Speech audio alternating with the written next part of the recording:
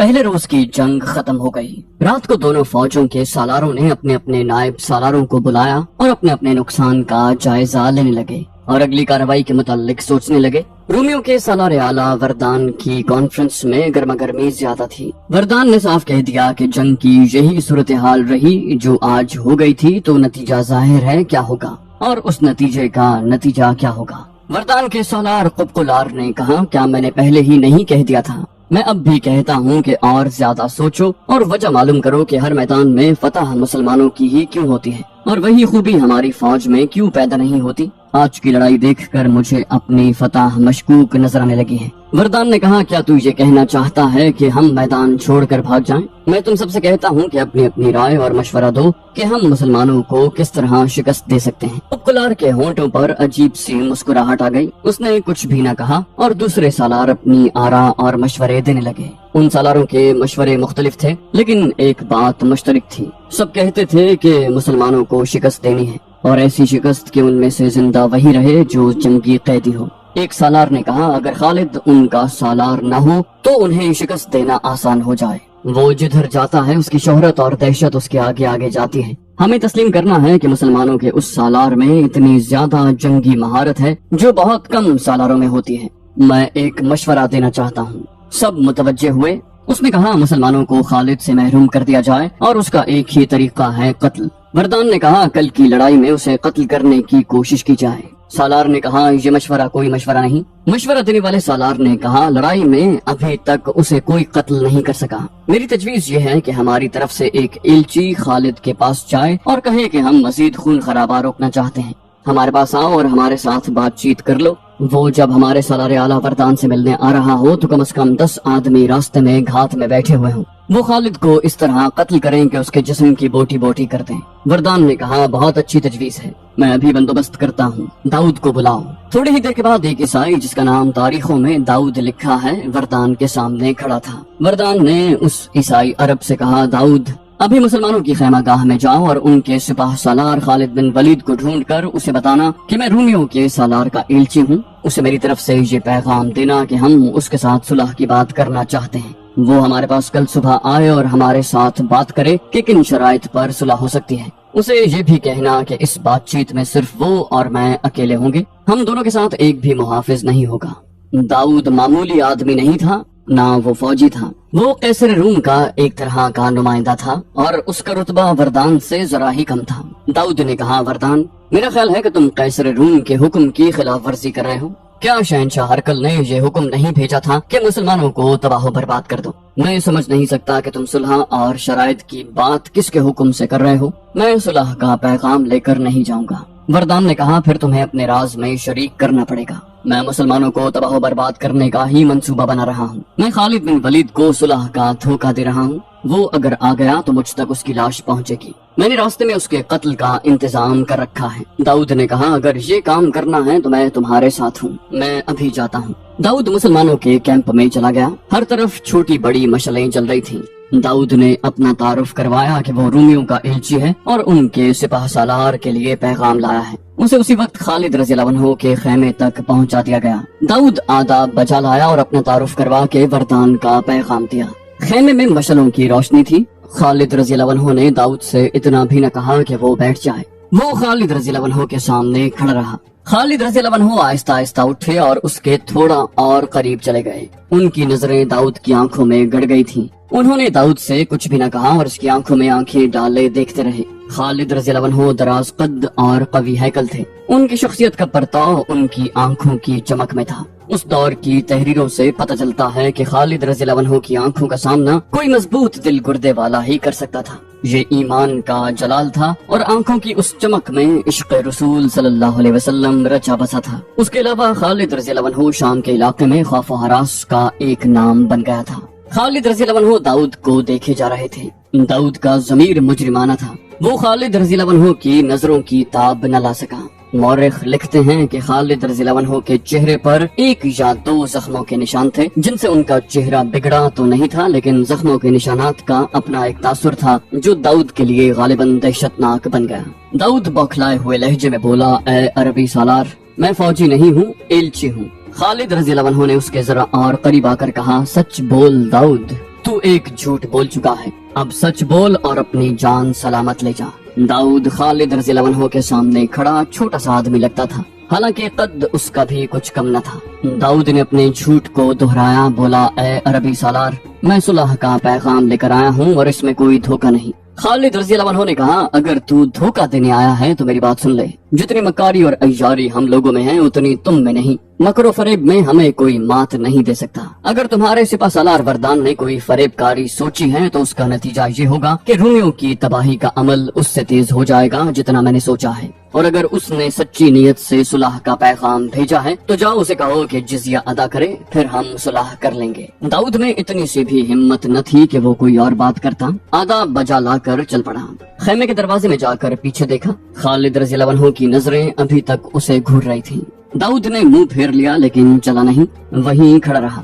وہ محسوس کر رہا تھا کہ خالد رضی اللہ عنہ کی نظریں اس کی کھوپڑی میں سے گزر کر اس کی آنکھوں میں داخل ہو رہی ہیں۔ وہ خالد رضی اللہ عنہ کی طرف گھوما اور اچانک اس طرح تیز قدم اٹھائے جیسے خالد رضی اللہ عنہ پر جھپٹنے لگا ہو۔ داؤد نے شکست خوردہ آواز میں کہا ابن ولید، میں تجھے دھوکہ دینے آیا تھا۔ اس نے وردان کی سازش پوری کی پوری بیان کر دی اور یہ بھی بتا دیا کہ کل صبح وردان کے 10 آدمی کس جگہ گھات میں ہوں گے۔ خالد رضی اللہ عنہ نے داؤد سے پوچھا کیا تو بتا سکتا ہے کہ تو جاتے جاتے رک کیوں گیا ہے اور تو نے یہ سچ کیوں بولا؟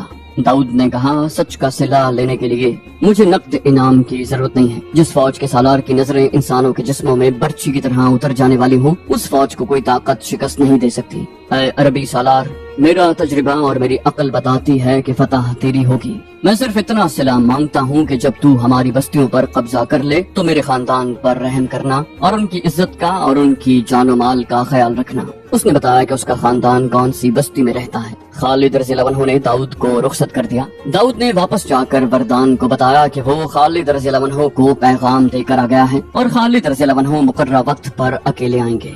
داؤد نے خالد رضی اللہ عنہ کی شخصیت سے ایسا تاثر لیا تھا کہ اس نے اپنے آپ کو یقین دلایا تھا کہ رومی ہاریں گے اور فتح مسلمانوں کی ہوگی۔ اس نے اپنے فوج کے سالار اعلیٰ سے جھوٹ بولا کہ خالد رضی اللہ عنہ مقررہ وقت پر آ جائیں گے۔ صبح طلوع ہوئی، ابو عبیدہ رضی اللہ عنہ خالد رضی اللہ عنہ کے پاس آئے۔ خالد رضی اللہ عنہ نے انہیں رومی سالار وردان کی سازش بتائی، پھر کہا کہ وہ 10 رومی مجھے قتل کرنے کے لیے گھات میں پہنچ چکے ہوں گے۔ میں چاہتا ہوں کہ اکیلا جا کر ان 10 آدمیوں کو ختم کر دوں، بڑا اچھا شکار ہے۔ ابو عبیدہ رضی اللہ عنہ نے کہا نہیں ابن ولید، یہ تیرا کام نہیں۔ 10 آدمیوں کے مقابلے میں تو قتل یا زخمی ہو سکتا ہے، تو بڑا قیمتی آدمی ہے۔ یوں کر 10 ایسے آدمی چن لے جو بہت ہی بہادر ہوں، انہیں وہ جگہ بتا کر بھیج دے۔ خالد رضی اللہ عنہ نے 10 مجاہدین منتخب کیے اور انہیں بتایا کہ کہاں جانا ہے اور کیا کرنا ہے۔ ان میں زرار بن الازور بھی تھے، انہیں ان 10 آدمیوں کا کماندار مقرر کیا گیا۔ مشہور مورخ واقدی نے یہ واقعہ ذرا مختلف بیان کیا ہے۔ وہ لکھتا ہے کہ طے یہ پایا تھا کہ خالد رضی اللہ عنہ اور وردان کی ملاقات ہوگی۔ وردان خالد رضی اللہ عنہ کو دبوچ لے گا اور اس کی پکار پر اس کے 10 رومی گھات سے نکل کر خالد رضی اللہ عنہ کو قتل کر دیں گے۔ 3 اور مورخوں نے بھی یہ واقعہ اسی طرح بیان کیا ہے۔ وردان نے اپنے 10 آدمی رات کے آخری پہر کی تاریکی میں گھات لگانے کے لیے بھیج دیے تھے۔ خالد رضی اللہ عنہ نے اپنے 10 آدمی اسی وقت کے لگ بھگ بھیج دیے۔ اس کے ساتھ ہی خالد رضی اللہ عنہ نے اپنے سالاروں سے کہا کہ وہ گزشتہ روز کی ترتیب سے میدان جنگ میں کھڑے ہو جائیں اور حملے کے لیے تیار رہیں۔ وردان نے مسلمانوں کو جنگی ترتیب میں آتے دیکھ کر جنگی ترتیب میں ہو جانے کا حکم دیا اور صبح طلوع ہوتے ہی وہ شاہانہ جنگی لباس میں اس جگہ چلا گیا جہاں اس نے خالد رضی اللہ عنہ کو ملاقات کے لیے بلایا تھا۔ ادھر سے خالد رضی اللہ عنہ بھی آ گئے اور دونوں ایک دوسرے کے سامنے کھڑے ہو گئے۔ وردان نے خالد رضی اللہ عنہ سے کہا او عرب کے بدو، تو اور تیرے لوگ عرب میں بھوکے مرتے ہیں اور تو قیصر روم کی شاہی فوج کے مقابلے میں آ گیا ہے۔ او لٹیرے، کیا میں نہیں جانتا کہ تم لوگ وہاں مفلسی کی بدترین زندگی گزارتے ہو؟ خالد رضی اللہ عنہ نے غضبناک آواز میں کہا او رومی کتے، میں تجھے آخری بار کہتا ہوں اسلام قبول کر لے یا جزیہ ادا کر۔ وردان نے چپٹ کر خالد رضی اللہ عنہ کو اپنے بازوؤں میں جکڑ لیا۔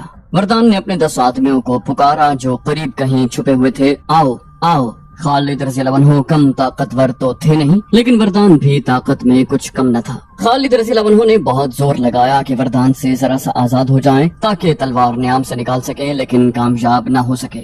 انہوں نے دیکھا کہ 10 رومی اپنی فوجی وردیوں میں ان کی طرف دوڑے آ رہے ہیں۔ खालिद रज़ियल्लाहु अन्हु को अपना आखिरी वक्त नजर आने लगा। उन्हें तवक्को थी कि ज़र्रार और उनके 9 मुजाहिदीन ने घात वाले 10 रूमियों को खत्म कर दिया होगा, मगर वो 10 के 10 जिंदा चले आ रहे थे। खालिद रज़ियल्लाहु अन्हु को ख्याल आया कि ज़र्रार और उनके मुजाहिदीन रूमियों के हाथों मारे गए हैं या बर वक्त नहीं पहुंच सके। रूमी जो करीब आए तो एक ने खौद, जिर्रा और कमीज उतार कर फेंक दी और अल्लाह अकबर का नारा लगाया। तब खालिद रज़ियल्लाहु अन्हु ने देखा कि ये तो ज़र्रार है। उन्होंने बाकी 9 को करीब से देखा तो वो उनके अपने ही मुंतखब किए हुए मुजाहिदीन थे। ये मजाक ज़र्रार बिन अल अज़वर ने किया था। उन्होंने घात में बैठे हुए रूमियों को बड़े इत्मीनान से कत्ल कर दिया था, फिर उनकी वर्दियां उतार कर पहन ली। उन्हें मालूम था कि वरदान पुकारेगा। वो वरदान की पुकार पर निकल आए। वरदान खुश हो गया कि उसकी साजिश कामयाब हो गई है। ज़र्रार ने तलवार निकाल कर कहा, पीछे हट इब्ने वलीद, ये मेरा शिकार है। वो वरदान की तरफ बढ़ने लगे। वरदान ने खालिद रज़ियल्लाहु अन्हु से कहा, कसम है तुझे उसकी जो कोई भी तेरा माबूद है, मुझे अपनी तलवार से खत्म कर और इस शैतान को मुझसे दूर रख। ज़र्रार ने अपनी एक दहशतनाक मिसाल कायम कर रखी थी। वरदान ने ज़र्रार को जाती मुकाबलों में रूमियों को काटते भी देखा था। उसे डर था कि ज़र्रार उसे अजियत दे देकर मारेगा। उसके लिए अब भाग निकलना नामुमकिन था। वो चाहता था कि उसे जल्दी मार दिया जाए। खालिद रज़ियल्लाहु अन्हु ने ज़र्रार को इशारा किया और हाथ उनकी तरफ बढ़ाया। ज़र्रार ने अपनी तलवार खालिद रज़ियल्लाहु अन्हु को दे दी। वरदान ने दूसरी तरफ मुंह कर लिया। खालिद रज़ियल्लाहु अन्हु के एक ही वार से वरदान का सर जमीन पर जा पड़ा। खालिद रज़ियल्लाहु अन्हु वहाँ रुके नहीं, फौरन अपनी फौज तक पहुँचे और हमले का हुक्म दे दिया। ये हमला भी गुज़श्ता रोज की मानंद था। खालिद रज़ियल्लाहु अन्हु ने कल्ब और दोनों पहलुओं के दस्ते को एक ही बार हल्ला बोलने का हुक्म दिया। उन्होंने 4000 मुजाहिदीन का महफूजा, जिसके सालार यजीद बिन अबी सुफियान थे, पीछे रखा। मुसलमान हमला करते और पीछे हट आते थे और फिर हमला करते थे। रूमी तादाद में बहुत ज्यादा थे, लेकिन उनका सालार आला उनमें नहीं था। उनकी जगह उनका सालार कुबकुलार कमान कर रहा था। रूमी जमकर मुकाबला कर रहे थे, लेकिन मुसलमानों के हमले गजबनाक थे। उनके सालार सिपाहियों की तरह लड़ रहे थे। खुद खालिद रज़ियल्लाहु अन्हु सालार से सिपाही बन गए। रूमी सालार लड़ा नहीं करते बल्कि हुक्म दिया करते थे, लेकिन उस मार्के में वो मुसलमान सालारों की देखा देखी सिपाहियों की तरह लड़ने लगे। जंग की शिद्दत और खूंरेजी बढ़ती चली गई। दोनों तरफ कोई चाल नहीं चली जा रही थी। ज्यादा नुकसान रूमियों का हो रहा था। उनका लश्कर तह दर तह था। खालिद रज़ियल्लाहु अन्हु ने ये सोचकर इतना शदीद हमला करवाया कि दुश्मन का सालार आला मारा जा चुका है और मुजाहिदीन ये देखकर ताबड़तोड़ हमले करते थे कि रूमियों की तादाद इतनी ज्यादा है कि वो एक दूसरे में फंस कर रह गए हैं। खालिद रज़ियल्लाहु अन्हु हमले का एक और मरहला शुरू करना चाहते थे, जिसके लिए वो मौजूद मौका देख रहे थे। चंद घंटों के बाद उन्हें ये मौका मिला। दोनों फौजें थक गई थीं। रूमियों को पता चल गया था कि उनका सालार आला उनमें नहीं। अलबत्ता दूसरे रूमी सालार पूरे जोशो खरोश से लड़ भी रहे थे और लड़ा भी रहे थे। खालिद रज़ियल्लाहु अन्हु ने 4000 नफरी के महफूजा को, जिसके सालार यजीद बिन अबी सुफियान थे, दुश्मन के कल्ब पर हमले का हुक्म दिया। ये 4000 मुजाहिदीन ताजा दम थे और लड़ाई में शरीक होने के लिए इतने बेताब के नारे लगाते और बेकाबू हुए जाते थे। हुक्म मिलते ही वो रुके और सैलाब की तरह गए और इतना शदीद हमला किया कि रूमियों की सफों के अंदर तक चले गए। मुजाहिदीन के सालार रूमियों के सालार कुबकुलार को ढूंढ रहे थे। मरकजी झंडा उसी के पास था और वो वरदान का कायम मकाम था।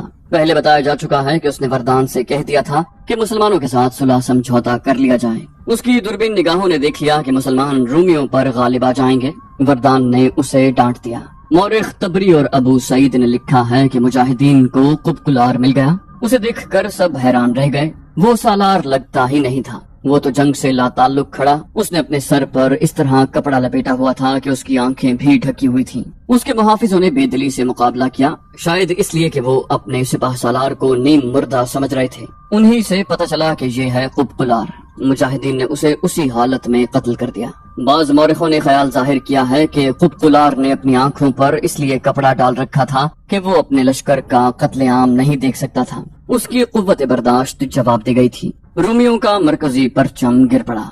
मुजाहिदीन अब ये नारे लगा रहे थे, खुदा की कसम, हमने रूमियों के दोनों सिपाह सालारों को कत्ल कर दिया है। रूमियों, तुम्हारा परचम कहाँ है? शहंशाह हरकल को बुलाओ। रूमियों, तुम्हारी सलीबे और झंडे कहाँ हैं? मुजाहिदीन इस्लाम तो अपने अल्लाह और रसूल सल्लल्लाहु अलैहि वसल्लम और एक अकीदे की खातिर लड़ रहे थे, लेकिन रूमी जिनके हुक्म से लड़ रहे थे वो मारे जा चुके थे। मुजाहिदीन के पास ईमान की कुव्वत थी। वो जादू की तरह रूमियों पर गालिब आ गए। रूमी भागने लगे ان میں سے کچھ بیت المقدس کی طرف بھاگے جا رہے تھے، کچھ غزہ اور بعض یافا کی طرف۔ رومیوں کی جنگی طاقت کو مکمل طور پر تباہ کرنے کے لیے خالد رضی اللہ عنہ نے اپنے سوار دستوں کو حکم دیا کہ بھاگتے دشمن کا تعاقب کریں اور کسی کو زندہ نہ چھوڑیں۔ وہ ایک عبرتناک منظر تھا۔ رومی جانے بچانے کے لیے ادھر ادھر بھاگ رہے تھے اور مسلمان سوار ان کے تعاقب میں جا کر انہیں برچھیوں میں پرو رہے تھے۔ ان رومیوں نے اپنی تعداد پر بھروسہ کیا تھا، شراب کے نشے کو وہ اپنی طاقت سمجھے تھے۔ انہوں نے مسلمانوں کو غریب اور نادار سمجھ کر انہیں 1 دینار پیش کیا تھا۔ خالد رضی اللہ عنہ نے انہیں کہا تھا کہ تم سے دینار تو ہم لے ہی لیں گے۔ اب ان رومیوں کو کہیں پناہ نہیں مل رہی تھی۔ ان کا میدان جنگ میں اتنا نقصان نہیں ہوا تھا جتنا میدان جنگ سے بھاگتے وقت ہوا تھا۔ ان میں سے خوش قسمت وہ تھے جو بیت المقدس پہنچ گئے اور شہر میں داخل ہو گئے تھے۔ یہ قتل عام اس وقت رکا جب سورج غروب ہو گیا اور اندھیرا اتنا کہ سواروں کو اپنے گھوڑوں کے سر نظر نہیں آتے تھے۔ اس وقت خالد رضی اللہ عنہ اپنے خیمے میں تھے۔ انہیں بتایا گیا کہ داؤد نام کا ایک عیسائی عرب ان سے ملنے آیا ہے۔ خالد رضی اللہ عنہ نام سنتے ہی باہر کو دوڑے، اسے گلے لگا کر بولے، خدا کی قسم داؤد، تو نے میری فتح آسان کر دی ہے۔ کوئی بھی انعام کافی نہیں ہو سکتا جو میں تجھے دوں۔ کہاں ہیں تیرے بیوی بچے؟ کسی نے ان پر ہاتھ تو نہیں اٹھایا؟ داؤد نے کہا، نہیں ابن ولید، میں کوئی انعام لینے نہیں آیا، مجھے انعام مل چکا ہے۔ دیکھ میں زندہ ہوں اور میرا سارا خاندان زندہ ہے۔ اب ایک انعام مجھے یہ دے کہ یہ راز تیرے سینے میں رہے کہ میں نے تیری کچھ مدد کی تھی۔ روم کی شہنشاہی زندہ ہے، ابھی تو اس شہنشاہی میں داخل ہوا ہے۔ خالد رضی اللہ عنہ نے کہا، تیرا راز قیصر روم تک نہیں پہنچے گا، اور خدا کی قسم تو مال غنیمت کے حصے کا حقدار ہے۔ میں تجھے حصہ دوں گا اور تو جو مانگے گا دوں گا۔ چند روز بعد مدینہ میں عید جیسی خوشیاں منائی جا رہی تھیں۔ خالد رضی اللہ عنہ نے امیر المومنین ابو بکر صدیق رضی اللہ عنہ کو خط لکھا تھا کہ 3 گنا طاقتور رومیوں پر کس طرح فتح حاصل کی گئی ہے، جس میں 50,000 رومی ہلاک ہوئے ہیں۔ اس کے مقابلے میں شہید ہونے والے مجاہدین کی تعداد 450 تھی۔ خالد رضی اللہ عنہ کا یہ خط پہلے مسجد میں پڑھ کر سنایا گیا، پھر مدینہ کی گلیوں میں لوگوں کو اکٹھا کر کے سنایا گیا۔ لوگ ایک دوسرے سے بغل گیر ہوئے، مدینہ فتح و مسرت کے نعروں سے گونجنے لگا۔ خالد رضی اللہ عنہ نے امیر المومنین کو یہ بھی لکھا کہ اب وہ دمشق کو محاصرے میں لیں گے، جو شام کا یعنی روم کی شہنشاہی کا بڑا ہی اہم شہر ہے۔ روم کی شہنشاہی بہت وسیع تھی۔ جب مدینہ اور گرد و نواح کے لوگوں کو یہ خبر ملی کہ خالد رضی اللہ عنہ رومیوں پر ایک فتح حاصل کر کے دمشق کی طرف بڑھ رہے ہیں، تو کئی مسلمان خالد رضی اللہ عنہ کی فوج میں شامل ہونے کے لیے تیار ہو گئے۔ ان میں ابو سفیان رضی اللہ عنہ بھی تھے، جو مشہور شخصیت تھے۔ وہ اپنی بیوی ہند کے ساتھ روانہ ہو گئے۔ 1352 سال پہلے ماہ اگست کے ایک روز جب مدینہ میں مسلمان اجنادین کی فتح پر خوشیاں منا رہے تھے، مدینہ سے دور بہت دور شمال میں روم کی شہنشاہی کے ایک اہم شہر حمص پر خاموشی اور ماتم کی سیاہ کالی گھٹا چھا گئی تھی۔ رومیوں کے شہنشاہ ہرقل کے محل میں قہر اور غضب کی آوازیں گرج رہی تھیں۔ بصرہ کی شکست کی خبر لے کر جانے والا قاصد اگر وہاں سے کھسک نہ آتا تو ہرقل غصے میں اس کا سر کاٹ دیتا۔ شہنشاہ ہرقل نے غضبناک آواز میں پوچھا، ہمارے سپہ سالار وردان کو کیا ہو گیا تھا؟ اسے کانپتی آواز میں جواب ملا، مارا گیا ہے۔ اس نے پوچھا، اور وہ قبقلار؟ وہ کہتا ہے کہ میری تلوار کی ہوا سے ہی دشمن کٹ جاتا ہے۔ بتایا، وہ بھی مارا گیا ہے۔ اس نے پوچھا، اور فاموس؟ بتایا کہ وہ لڑائی سے پہلے ذاتی مقابلے میں مارا گیا تھا۔ شہنشاہ ہرقل نے ان تمام سالاروں کے نام لیے جو اجنادین کی لڑائی میں شامل تھے اور جن کی بہادری اور جنگی قیادت پر اسے بھروسہ تھا۔ اسے یہی جواب ملا کہ مارا گیا ہے یا شدید زخمی ہو گیا ہے۔ وہ سب ہلاک یا زخمی نہیں ہوئے تھے، ان میں سے بعض بھاگ گئے تھے۔ ہرقل کو بتایا گیا کہ اور اب مسلمان دمشق کی طرف بڑھ رہے ہیں۔ تو دوستو، یہ تھی ہماری آج کی ایپیسوڈ۔ امید کرتے ہیں آپ کو ہماری ایپیسوڈ پسند آئی ہوگی۔ جانے سے پہلے اس ویڈیو کو لائک، شیئر اور کامنٹ کرنا مت بھولیے، اور اگر آپ ہمارے چینل پر نئے ہیں تو اسے سبسکرائب کیجیے اور بیل آئیکن پر کلک کیجیے تاکہ آپ کو تمام ویڈیوز فوراً ملتی رہیں۔ اگلی ویڈیو تک کے لیے اپنا خیال رکھیے۔ اللہ حافظ۔